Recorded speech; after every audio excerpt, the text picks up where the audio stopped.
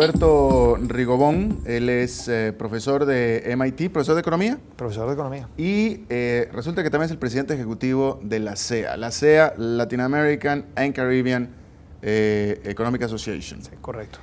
Muchas gracias por tu tiempo. No, gracias a ustedes por tenerme aquí. Bueno, yo creo que la primera pregunta importante es, en 20 años, ¿cuál diferencia ha hecho la CEA? ¿Por qué la CEA es importante? ¿Por qué necesitábamos esos 20 años de la CEA y necesitamos otros 20 más? Sí, sí.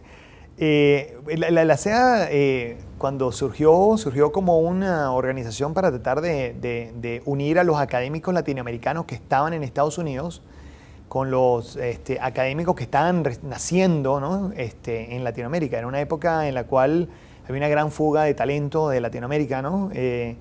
Y había esta gran desconexión. O sea, los latinoamericanos que regresaban y los economistas que regresaban fundamentalmente a dedicarse a política, y no había una gran conexión académica. Y cuando empezó por un sueño, o sea, de Nora Lustig, que fue nuestra primera presidenta. O sea, Albert Fischlow fue nuestro primer presidente, ella fue nuestra primera presidenta latinoamericana. Y Nora Lustig pensó que había la necesidad de crear esas conexiones. Bueno, hoy en día la CEA tiene una gran participación de individuos que se encargan de políticas públicas, que vienen, que discuten con académicos, y es un lugar que hemos podido reunir tanto economistas que están en los países, digamos, donde se hace investigación y desarrollo de primera punta, con las universidades. Hemos podido desarrollar esas relaciones en Latinoamérica, y con los policymakers, con bancos centrales y ministros de finanzas y gente en los departamentos de finanzas más que todo. ¿Y hay alguna aplicación práctica en el mundo real de los 3 días, una vez al año de la CEA? Interesante, no creo que haya, yo creo que lo que se genera más que todo es la comunicación. Y fuerzas académicos como yo, por ejemplo, a comunicarse con seres humanos que no hablan el mismo lenguaje que hablo yo cuando estoy en MIT. Y yo creo que de ahí surgen muchísimas de estas aplicaciones, pero surge de una forma más orgánica. Nosotros nos encargamos de generar esa conexión donde hay un individuo, qué sé yo, el ministro de Finanzas, que se encuentra con un académico que está estudiando cuál es la forma óptima para emitir deuda en los mercados de capitales. Y este ministro de Finanzas que tiene este problema encuentra a esta persona, se conectan, uno es del Perú y el otro es de Brasil, y de ahí surge una colaboración que tiene repercusiones en la política pública. Yo no creo que nunca hayamos encontrado alguna repercusión en particular que puedas apuntar, pero yo puedo mencionar muchísimas ideas, buenas y malas, que surgieron de estas reuniones. Yo me acuerdo de la primera vez que se discutió la especificación de Argentina para salir de la convertibilidad.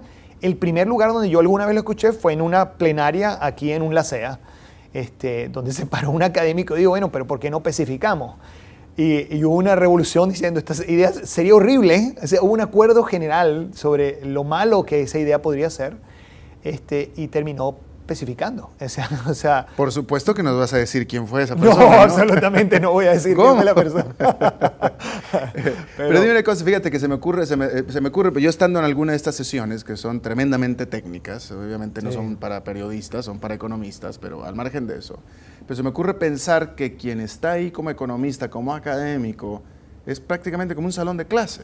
Sí. O sea, una capacitación. Se me ocurre a mí, estoy reflexionando que este profesor va a ser un mejor profesor, con más entendimiento, con más capacidad, para después ir a transmitirlo a sus estudiantes. Claro, esto beneficia a las dos. Es buenísimo el punto, porque de hecho nos beneficia a todos. Al obligarme a mí a presentar mis trabajos, yo estoy acostumbrado a presentarlos con el lenguaje de la matemática, y presentarlo a las personas que han estudiado y hemos estudiado todo el mismo lenguaje. Esta conferencia me obliga a tener una historia, a obligarme a hablar de una manera diferente, a comunicar mis ideas y mis intuiciones de forma diferente. Entonces me hace mejor profesor, me hace mejor comunicador, y me hace entender qué tan relevante es lo que yo estoy estudiando para la vida práctica. Claro. O sea, al final la economía debería ser una ciencia útil, debería ser una ciencia que pueda mejorar el bienestar de los ciudadanos de todo el mundo. Y si nosotros no tenemos la capacidad de comunicarnos con los que están tomando las decisiones, estamos cometiendo un grave error. Entonces, ciertamente es correcto de repente por mis canas ya yo pasé por esa etapa y ya aprendí a comunicarme mejor con los policymakers, pero ciertamente los más jóvenes esto es una gran experiencia para ellos, porque hablan de algo muy teórico y se le para enfrente a alguien y dice, bueno, pero ¿cómo esto influencia las decisiones que el Banco Central Europeo tomó la semana pasada? Claro. Y los fuerza a tratar de traducir eso. Entonces sí, para ambos nos beneficiamos. Creo que ese es un muy buen punto. Claro. Por último, para agotar el tema de la SEA, ¿cómo ha evolucionado, cómo va a evolucionar? Tú eres ahora el presidente ejecutivo. ¿Qué plan... ¿Cuáles son los...? ¿Cómo podrá ser mejor el ASEA el próximo año? Bueno, una de las cosas que yo quiero tratar de mejorar en la SEA es, uno, que incluyamos mucho más a los países más pequeños de la región, ¿entiendes? O sea, es Latin American and Caribbean Economic Association. Y yo quisiese que hubiese más participación de los países centroamericanos y del Caribe. Es una conferencia costosa, pero yo quiero tratar de mejorar eso. Quiero que haya áreas de oportunidad ahí. Somos una de las asociaciones más representativas que hay. O sea, cuando tú observas en términos de la representatividad de los europeos y de las asociaciones africanas y del Asia, en nuestra conferencia la participación es extraordinaria. Pero yo no me quiero quedar con esa estadística. A mí no me importa ser la mejor del mundo en términos de participación y diversificación. Para mí es mucho más importante seguir mejorando. Y lo segundo es el aspecto educativo. Yo quiero mejorar un poco este aspecto de educación que tú acabas de mencionar. Me parece muy bueno que lo hayas percibido.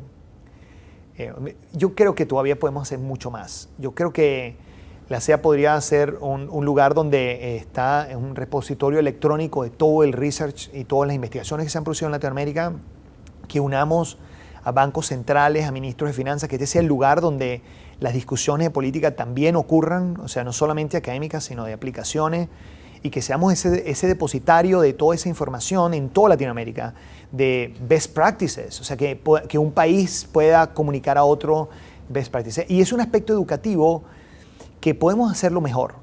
Yo creo que esas son las dos grandes áreas que yo creo que debemos mejorar en el futuro, que tengamos un aspecto de educación mucho más fuerte. Somos todos profesores, o sea, que a la práctica nos debería ser fácil.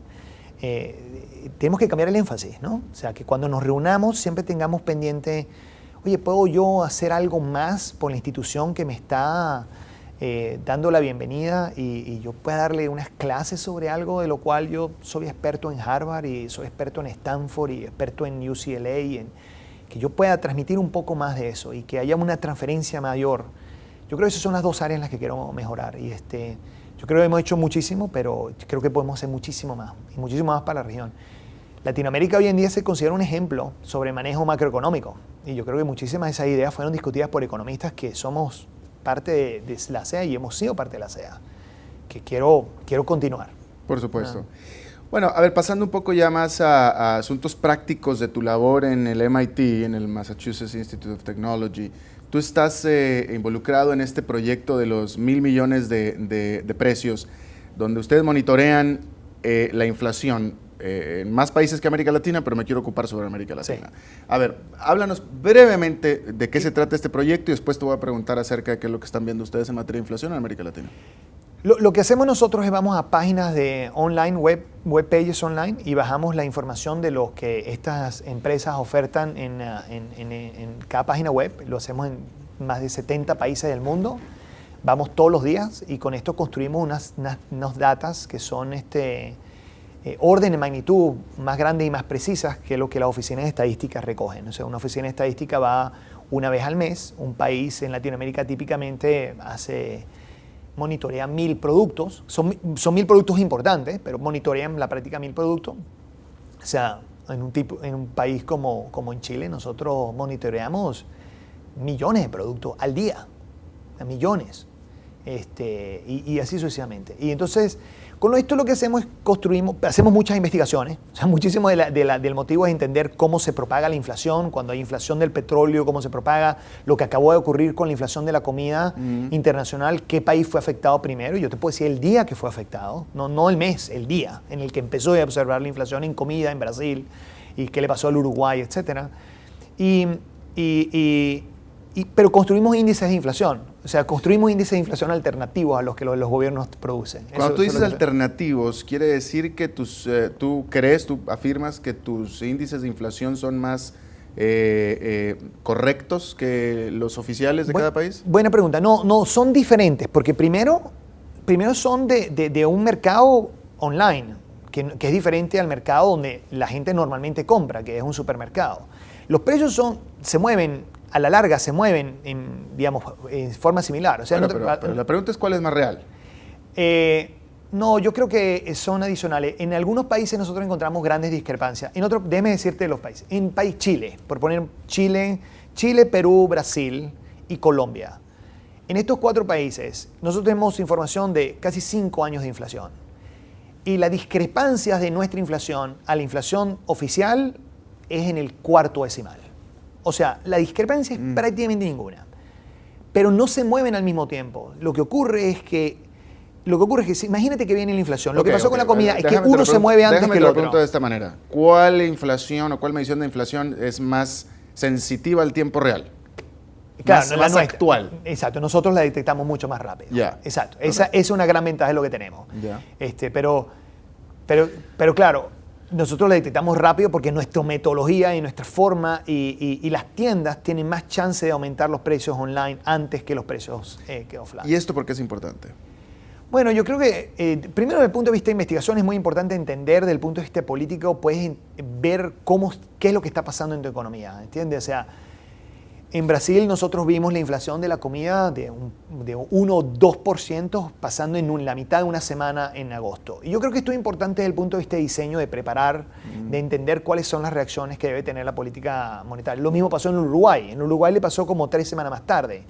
En Chile le está pasando ahora, que ahora está empezando a subir la inflación que ocurrió en el mundo en junio. Entender esa propagación es importante para la política monetaria. Es importante entender cuáles son las causas de la inflación que yo estoy observando para entender cuánto tengo que reaccionar, ¿no? O sea, nosotros tenemos muchos países, muchos bancos centrales son inflation targeters. O sea, que el tipo, cuando le sube la inflación, va a tender a subir la tasa de interés. Pero la pregunta es, ¿deberías o no? Si esto es totalmente transitorio, por favor no me la suba, ¿entiendes? O sea, claro. Yo creo que es muy importante esto. Y la subida, la inflación de la comida es transitoria, ¿no? Hay una sequía, es transitoria. Ahora, obviamente yo pienso que ustedes obviamente han visto que algunos países de América Latina realmente están preocupados y tienen por qué estar preocupados por un aumento inflacionario. Sí.